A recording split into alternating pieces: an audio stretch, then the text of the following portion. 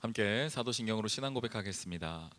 전능하사 천지를 만드신 하나님 아버지를 내가 믿사오며 그 외아들 우리 주 예수 그리스도를 믿사오니 이는 성령으로 잉태하사 동정녀 마리아에게 나시고 본디오 빌라도에게 고난을 받으사 십자가에 못 박혀 죽으시고 장사한 지 사흘 만에 죽은 자 가운데서 다시 살아나시며 하늘에 오르사 전능하신 하나님 우편에 앉아 계시다가 저리로서 산자와 죽은 자를 심판하러 오시리라.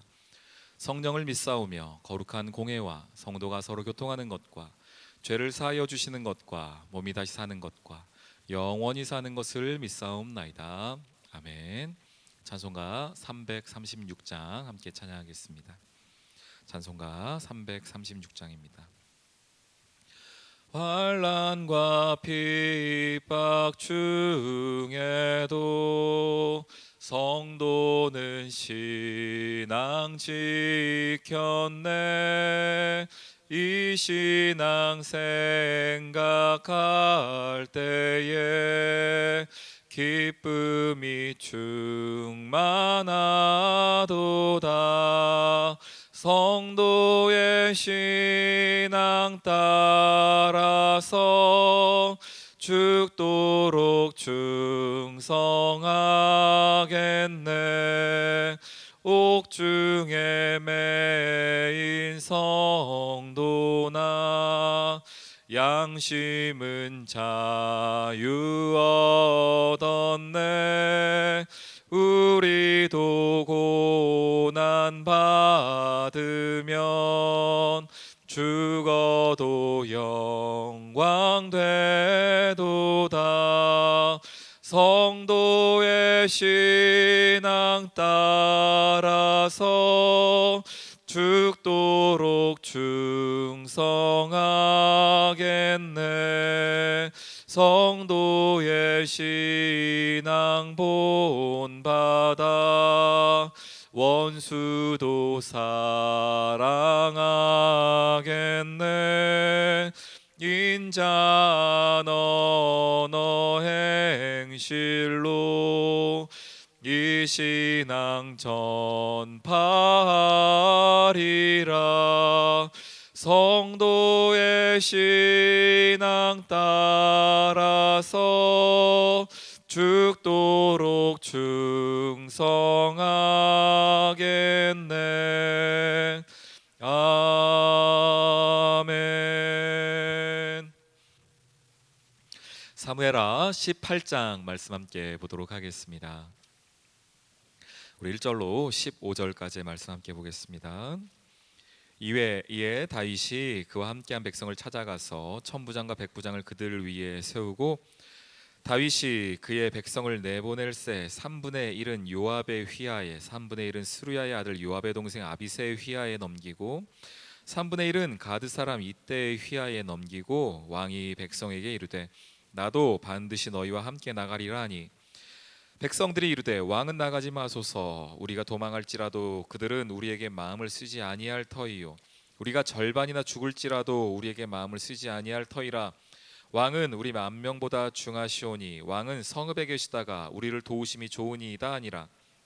왕이 그들에게 이르되 너희가 좋게 여긴 대로 내가 행하리라 하고 문 곁에 왕이 섬에 모든 백성이 100명씩 1000명씩 대를 지어 나가는지라. 왕이 요압과 아비새와 이때에게 명령하여 이르되 나를 위하여 젊은 압살롬을 너그러이 대우하라 하니 왕이 압살롬을 위하여 모든 군 지휘관에게 명령할 때에 백성들이 다 들으니라. 이에 백성이 이스라엘을 치러 들로 나가서 에브라임 수풀에서 싸우더니 거기서 이스라엘 백성이 다윗의 부하들에게 패하매 그날 그곳에서 전사자가 많아 2만 명에 이르렀고 그 땅에서 사면으로 퍼져 싸웠으므로 그날의 수풀에서 죽은 자가 칼에 죽은 자보다 많았더라. 압살롬이 다윗의 부하들과 마주치니라. 압살롬이 노새를 탔으나 그 노새가 큰 상수리 나무 번성한 가지 아래로 지날 때에 압살롬의 머리가 그 상수리 나무에 걸리매 그가 공중과 그 땅 사이에 달리고 그가 탔던 노새는 그 아래로 빠져 나간지라. 한 사람이 보고 요압에게 알려 이르되 내가 보니 압살롬이 상수리 나무에 달렸더이다 하니 요압이 그 알린 사람에게 이르되 내가 보고 어찌하여 당장에 쳐서 땅에 떨어뜨리지 아니하였느냐. 내가 내게 은 10개와 띠 하나를 주었으리라 하는지라. 그 사람이 요압에게 대답하되 내가 내 손에 은 1,000개를 받는다 할지라도 나는 왕의 아들에게 손을 대지 아니하겠나이다. 우리가 들었거니와 왕이 당신과 아비새와 이때에게 명령하여 이르시기를 삼가 누구든지 젊은 압살롬을 해하지 말라 하셨나이다.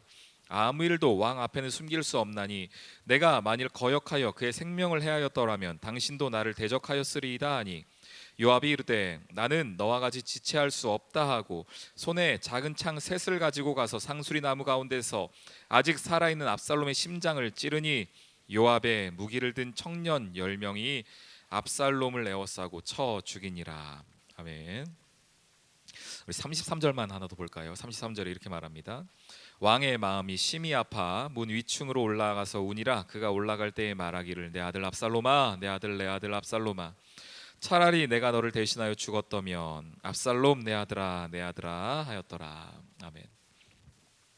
오늘 사무엘하 18장에서는 압살롬이 패하는 장면이 나옵니다. 어제 저희가 어떤 장면을 보았었냐면요, 압살롬이 자기의 군대 장관이며 동시에 또 책사인 아히도벨에게서 전략을 얻지요. 지금 당장 기습해야 됩니다. 그런데 후세에게도 묻습니다. 어떻게 하면 좋겠는가? 좀 기다려야 됩니다. 사람을 모아가야 합니다.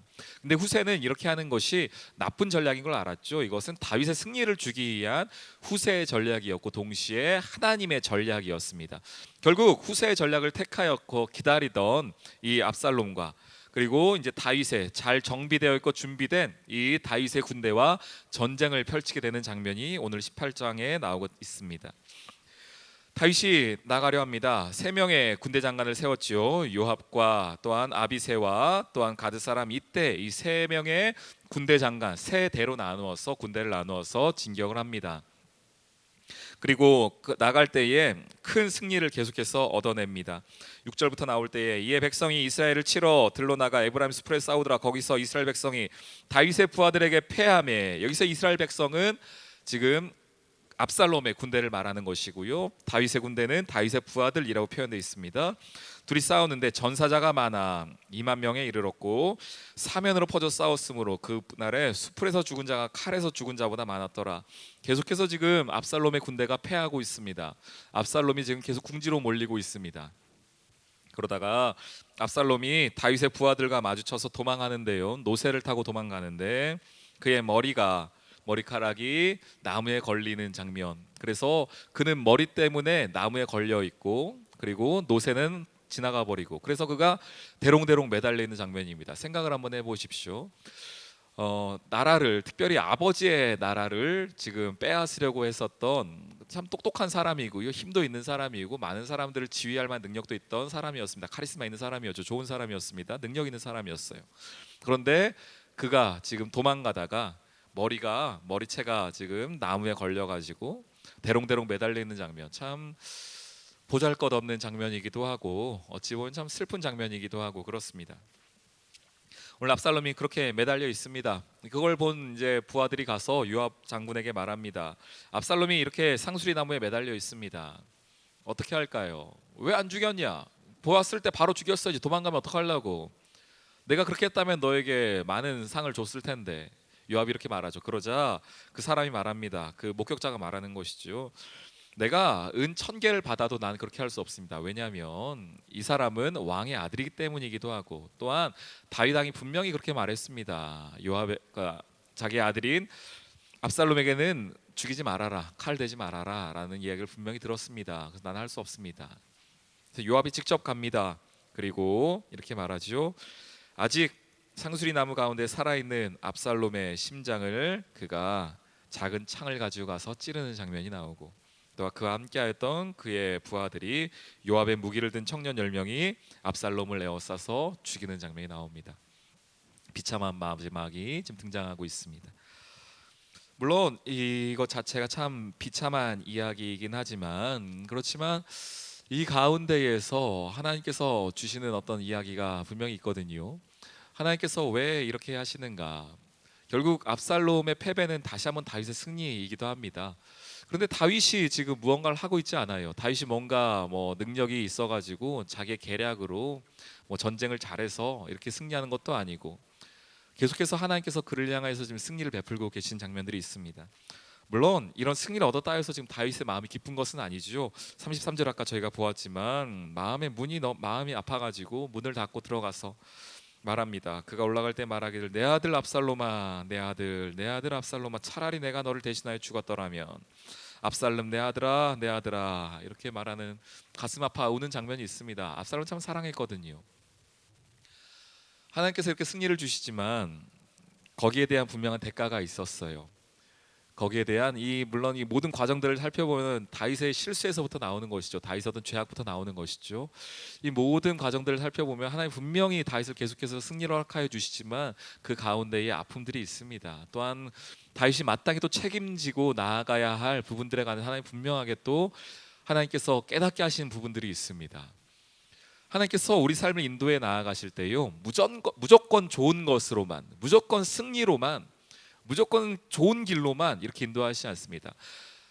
최종적으로 보면 분명히 좋은 길이고 승리의 길인데 가는 과정 가운데에는 어려움들이 있습니다. 그리고 그 가는 과정 가운데에 나의 연약함과 부족함과 나의 죄성 때문에 일어나는 어떤 일들에 관하여서는 하나님이 거기에 관해서 분명히 지적하시고 말씀하십니다. 하나님 우리를 바꿔 가실 때에 그냥 좋은 게 좋은 거다 하여서 그냥 물 흘러가듯이 그냥 그렇게 하나님이 일하시지 않고요, 우리의 잘못된 부분은 하나님께서 정말로 그런 표현이 있죠. 정말로 뼈에 사무치도록 이라는 표현이 있죠.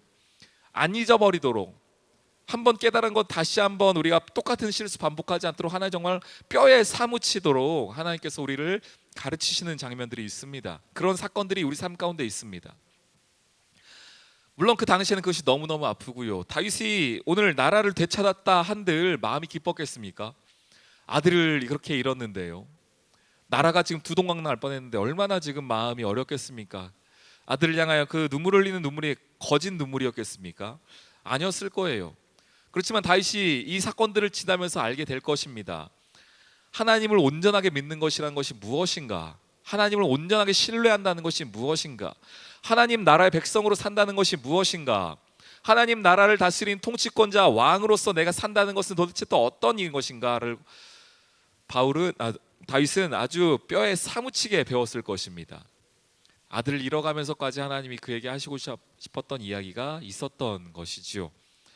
우리 귀한 성도님들, 오늘 지금 내가 당하고 있는 이 이해되지 않는 상황과 사건들 가운데에서도 하나님은 분명히 우리에게 무언가를 말씀하고 계십니다.